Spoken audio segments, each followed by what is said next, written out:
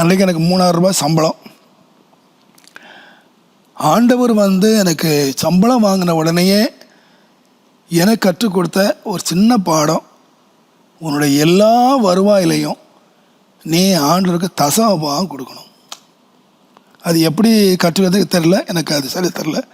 ஆனால் அந்த 3000 ரூபாயை நான் நேராக வாங்கிட்டு நேராக சர்ச்சுக்கு வருவேன்.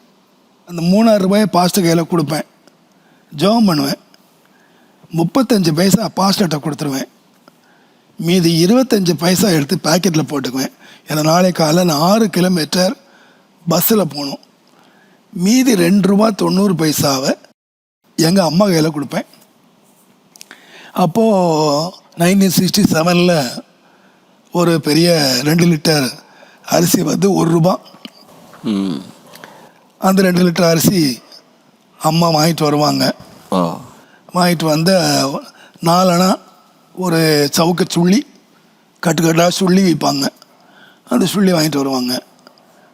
அதில் ஒரு வீட்டுக்கு வாடகை ஒரு 15 ரூபான்னு நினைக்கிறானுங்க. அதுக்கு அவர் உண்டியில் அது காசை போட்டுருவாங்க. அந்த ஒரு வேளை கஞ்சி தான் சாப்பாடு இல்லை, கஞ்சி தான். ஞாயிற்றுக்கிழமை சாப்பாடு கிடையாது. அந்த நிலைமையில் தான் நாங்கள் ஒரு 3-4 மாதம் அப்படி போயிட்டு இருந்தோம். இந்த நிலைமையில தான் ஆண்டவர் என்னை ஊழியத்துக்கு அழைச்ச போது, அப்போ நான் ஆண்டவர்கிட்ட சொன்னேன், இந்த 3000 ரூபாயில் தான் அம்மா தங்கச்செல்லாம் ஒரு கஞ்சி குடிக்கிறாங்க. இப்போ நான் ஊழியத்துக்குன்னு போயிட்டேன்னா இந்த 3000 ரூபாய் கிடைக்காது. அதனால் நீங்கள் 3000 ரூபாய்க்கு என் அம்மாவுக்கு ஒரு வருமானத்துக்கு வழி சொல்லுங்கள். அப்போ அண்ணன் ரொம்ப சிக்கா படுத்திருக்காரு வீட்டில். இந்த 3000 ரூபாய்க்கு நீங்கள் வழி சொல்லிட்டீங்கன்னா நான் உடனே ஊழியத்துக்கு வந்துடுறேன். அன்றைக்கு எப்படி நான் செத்துப்போன்னு என் சிந்தனைலாம் இருந்துச்சோ அதே மாதிரி என் சிந்தனை ஆக்குப்படி மினிஸ்ட்ரி, நீ ஊழியம் பண்ணணும். நான் சொன்னேன், நான் படிக்கலை, நான் எங்கே போய் ஊழியம் செய்கிறது? அப்போது 3 வாரம் ஆண்டவர் போராடினார். நான் 3 வாரமும் இதே பதிலே சொன்னேன். நீங்கள் 3000 ரூபாய்க்கு வழி சொன்னீங்கன்னா நான் ஊழியத்துக்கு வந்துடுறேன்.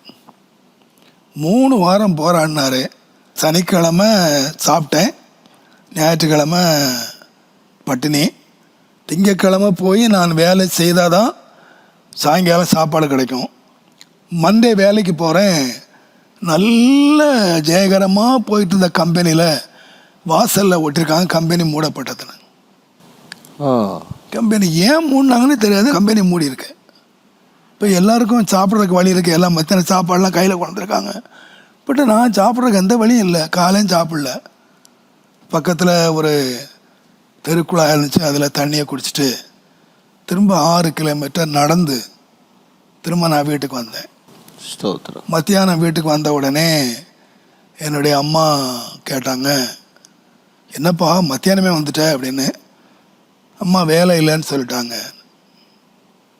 வேலை இல்லைன்னு சொல்லி வீட்டுக்கு வந்துட்டா, சனிக்கிழமை சாப்பிட்ட சாப்பாடுப்பா, பிள்ளைங்க அந்த பொட்டை பிள்ளைங்களை பார் சுருண்டு கிடக்குறாங்க.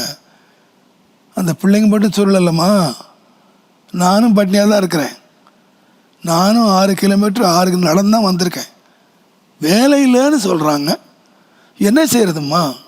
கொஞ்சம் பேச்சு நடந்துச்சு.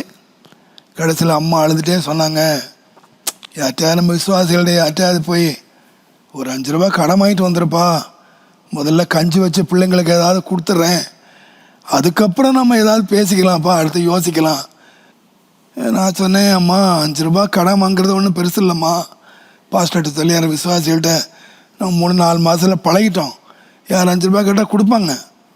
ஆனால் அவங்க திரும்ப கேட்பாங்கல்லாமா, எப்போ தருவேன்னு கேட்பாங்கல்லாமா. இன்றைக்கு நம்ம 5 ரூபா கடன் வாங்கிட்டோம், அடுத்த நாள் என்ன பண்ணுறது? நாளைக்கு எப்போ திருப்ப தருவேன்னு என்ன பதில் சொல்கிறது? நான் சொன்னேன், அம்மா நீங்கள் என்னை கட்டாயப்படுத்துகிறீங்க, நான் 5 ரூபா வாங்கிட்டு வரேன். ஆனால் எக்காரணம் கொண்டும் சாப்பாடு ஐட்டம் வாங்கக்கூடாது, அரிசி வாங்கக்கூடாது. 5 ரூபாய்க்கு நல்ல மூட்டை பூச்சி மருந்து கிடைக்கும். 5 பேர் சாப்பிட்டுட்டு அமைதியாக படுத்துடலாம். 6 பேருக்கு அந்த 5 ரூபா போதும். நமக்கு ஒரு கடல் இருக்குது, கரை தெரியுதுன்னா நீந்தலாம், கஷ்டப்பட்டு நீந்தி பார்க்கலாம்.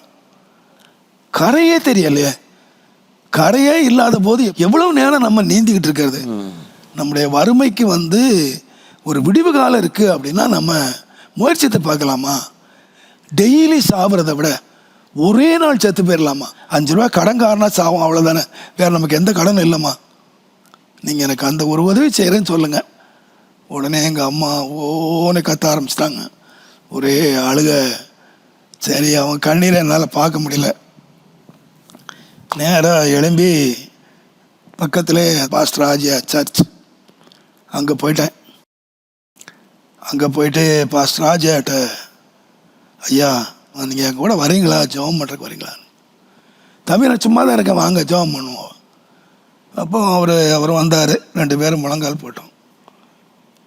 நான் திரும்ப திரும்ப ஆண்டவர்கிட்ட சொன்னேன், ஆண்டவரே இங்கே வர்ற எல்லா பிரசங்கியாரும் இஸ்ரவேல் ஜனங்களை பிரசங்கம் பண்ணும்போது காலையிலே மன்னா கொடுத்தாரு, காடை கொடுத்தாரு, தண்ணி திறந்தாங்க. 40 வருஷம் அவங்களுக்கு வேலை இல்லை, 40 வருஷம் விதைப்பு இல்லை, வேலை இல்லாதவங்களுக்கு டெய்லி மன்னாவும் இறைச்சியும் கொடுத்தாரு அப்படின்னு இங்கே வர்றவங்கெல்லாம் பிரசங்கம் பண்ணுறாங்க. நானும் நிறைய பிரசங்கம் கேட்டுட்டேன். எனக்கு இந்த காடையும் வேண்டாம், மன்னாவும் வேண்டாம், இறைச்சி சாப்பாடெலாம் நாங்கள் கேட்கல, அது சாப்பிட்டு ரொம்ப நாள் ஆச்சு, எனக்கு வேண்டாம். எனக்கு இந்த 3 மாதமாக சாப்பிட்றோம இந்த கஞ்சிக்கு மாத்திரம் எனக்கு 3000 ரூபாய்க்கு ஒரு வழி சொல்லுங்கள். நான் நீங்கள் சொன்னபடியே நான் வந்துடுறேன், நீங்கள் என்ன சொன்னாலும் நான் செய்கிறேன், எனக்கு இந்த ஒரு உதவி செய்யுங்க அப்படின்னு திரும்ப திரும்ப அதையே சொல்லி அழுதேன். நான் நினைக்கிறேன் ஒரு 2 ஹவர்ஸுக்கு மேலே அழுதுருப்பேன்னு நினைக்கிறேன். இதை ஒரு ஜெபத்தையே நான் சொல்லி அழுதேன். வேறு ஜெபம் எனக்கு ரொம்ப பண்ண தெரியாது. நான் அப்போ ரட்சிக்கப்பட்ட புதுசு.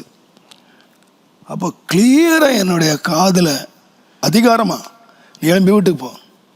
சுற்றி பார்த்தேன், பாஸ்டர் ஜெபிச்சிட்ருக்காரு, நான் இருக்கேன், சர்ச்சுக்குள்ளே யாருமே இல்லை. யார் நம்மளை வீட்டுக்கு போக சொல்கிறது? அப்போ திரும்ப நம்ம நிற்கும் போது சகிச்சுக்கிட்டு இருக்கும்போது எழும்பி வீட்டுக்கு போ அப்படின்னு. உடனே நான் பாஸ்டர்கிட்ட கூப்பிட்டு, ஐயா என்னை யாரும் எழும்பி வீட்டுக்கு போக சொல்கிறாங்க, நான் போயிட்டு வந்துடுறேன், நீங்கள் ஜெபம் பண்ணிட்டுருங்களான்னு.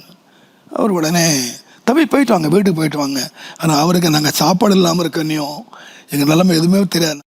வீடு ஒரு ஓலை குடிசை, மழை பெய்தால் எல்லா தண்ணியும் உள்ளே இருக்கும். பெரிய முள்ளு காடு, இந்த காட்டுக்கு லாஸ்ட்டில் தான் குடிசை வீடு. ஒற்றையடி பாதை, நாங்கள் மட்டும்தான் போகிற ஒரு பாதை.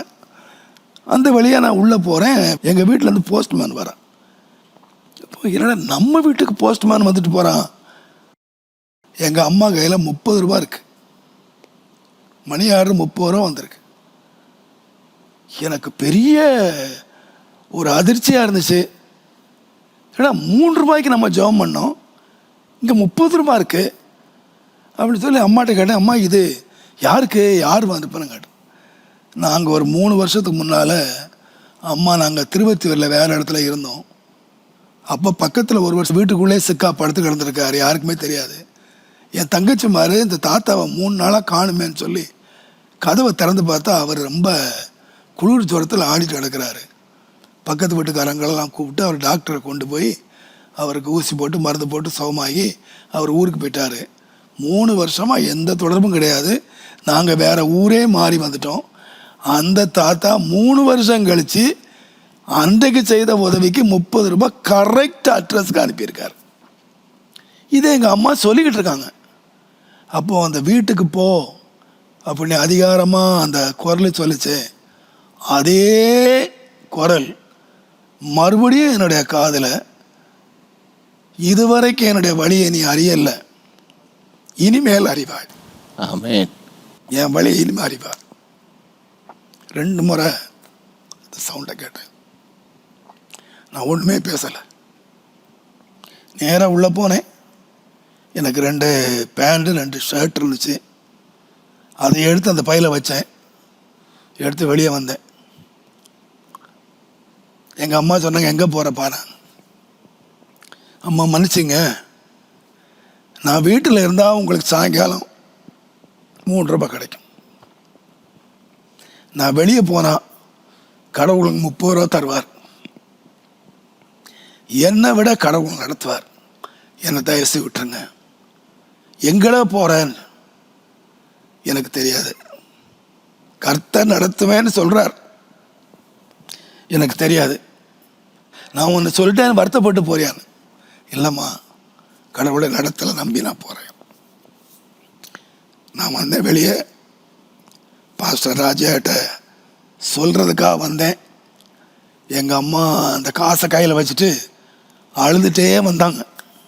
பாஸ்டர் ராஜையா சர்ச்சினுடைய வாசலில் போய் நிற்கிறேன். ஒரு சைக்கிள் வேகமாக வந்துட்டு, அண்ணே இந்த ஊரில் தாமஸ் ராஜன் யாராக இருக்காங்களாண்ணே? என்னப்பா? பர்சுவாக்கத்தில் சுந்தரையா இருக்காங்கல்ல, அவன் கையோட கூட்ட சொன்னாங்க. உடனே கூட்ட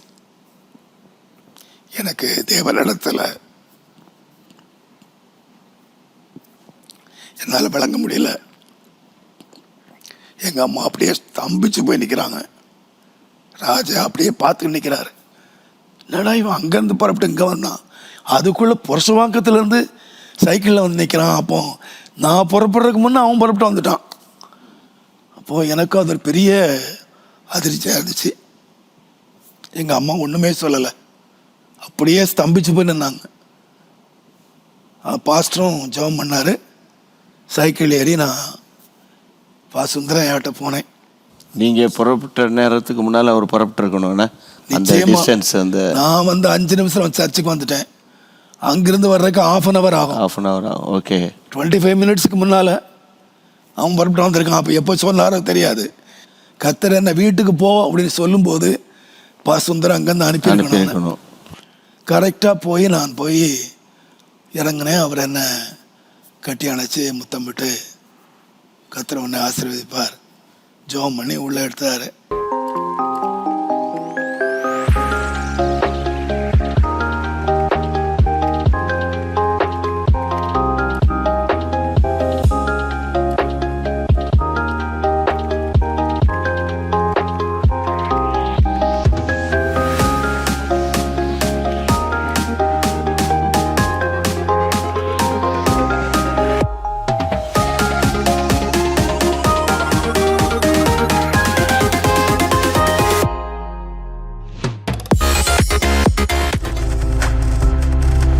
நீங்கள் பார்த்து கொண்டிருப்பது உங்கள் ஜாய் டிவி. உங்கள் துக்கம் சந்தோஷமாய் மாறும்.